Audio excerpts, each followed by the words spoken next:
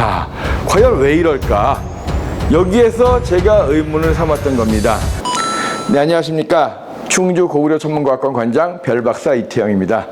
오늘은 여러분들과 같이 갈릴레이의 달 스케치에 대한 이야기를 해드리겠습니다. 자, 시데리우스 눈치우스라고 하는 이 책, 1610년에 나온 책인데 갈릴레이가 최초로 망원경을 발명해서 달을 스케치하고 목성과 목성의 위성들을 발견했던 그런 내용들을 쓴 책입니다. 시데리우스 눈치우스. 아, 이 참 책 제목도 재밌죠? 시데리우스 눈치우스란 말은 뭐냐면 별 세계의 메신저 뭐 이런 뜻이에요. 그래서 별 세계를 알리는 사자 이런 뜻이거든요.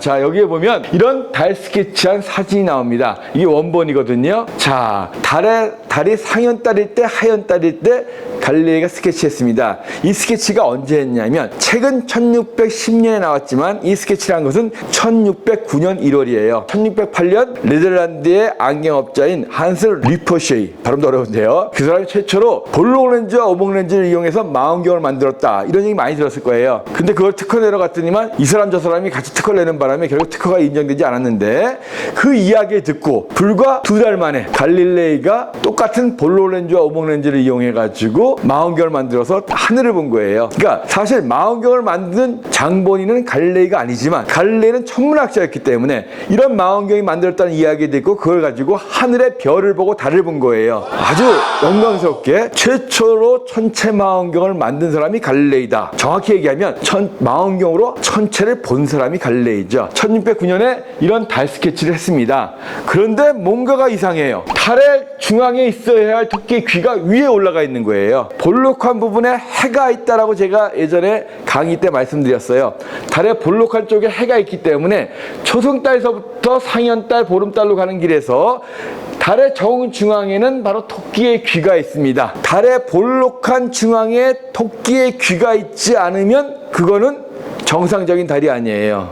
자, 그럼 제가 정확하게 이 상현달과 한번 비교를 해드리겠습니다. 정확히 상현달에는 가운데 부분에 토끼의 귀가 있어야 돼요. 물론 그때마다 조금씩 오르락내리락 할 수는 있습니다. 왜냐하면 달이 도는 백도랑 태양이 우리 지구가 도는 황도랑 5도 정도 차이가 있기 때문에 달이 아래쪽에 있을 때나 위에 쪽에 있을 때는 조금 더 위가 더 보이거나 밑이 더 보이기도 하죠. 황도와 백도의 각도 차이 때문에 조금씩 달라지긴 하지만 거의 중앙에서 벗어나지 않아요. 갈릴레이가 그렸던 달에는 가운데 부분이 아닌 위쪽에 토끼의 귀가 있어요. 이런 달은 없습니다. 또 이상한 게 점이 뭐냐면 가운데에 있는 여기에는 크레이터에 그림자 비친 부분이 보입니다. 하지만 위쪽으로 갈수록 그림자가 안 보여요. 굴곡이 안 보이죠. 자, 과연 왜 이럴까? 여기에서 제가 의문을 삼았던 겁니다.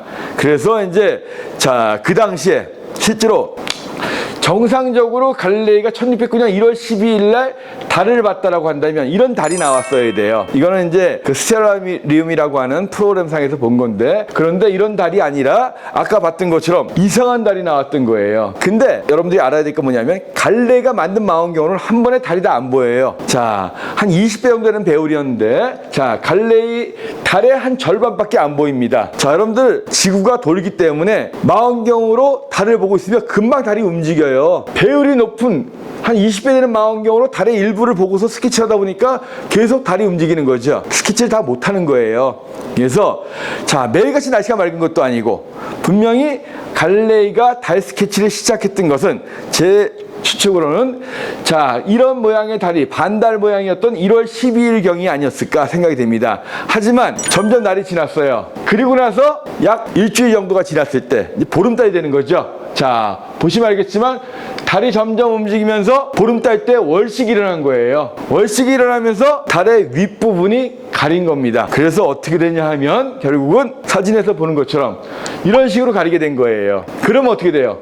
자, 지금 이 부분하고 비슷하죠? 토끼의 귀가 위에 가 있는 거예요. 그리고 자, 월식일 때는 지구에 그림자가 비친 거기 때문에 크레이터의 그림자가 안 비쳐요. 달은 보름달이기 때문에 이런 반달 같은 경우에는 해가 이쪽에서 비치기 때문에 크레이터의 그림자가 비치지만 실제로 자, 보름달일 때는 앞에 태양이 비치기 때문에 그림자가 이런 게 없거든요. 그래서 이 달, 토끼의 귀에 해당되는 부분이 윗부분에 있고 그 다음에 크레이터의 그림자가 없는 걸로 봐서 분명히 스케치 시작은 1월 6월 12일경에 시작됐지만 끝난 것은 거의 보름달 무렵인 월식이라는 날이었을 것이다. 본인도 모르게 상현달을 그리려고 했는데 상현달과 보름달을 함께 그렸던 이 인류 최초의 달 스케치 작품, 시데리우스 눈치우스라고 하는 1610년 갈릴레이가 쓴 책에 나오는 달 스케치에 대한 이야기였습니다. 별박사의 3부르주 좋아요, 구독 많이 눌러주시고요. 이곳에 찾아오신 분들께 작은아마 여러분들한테 기념품 드리겠습니다.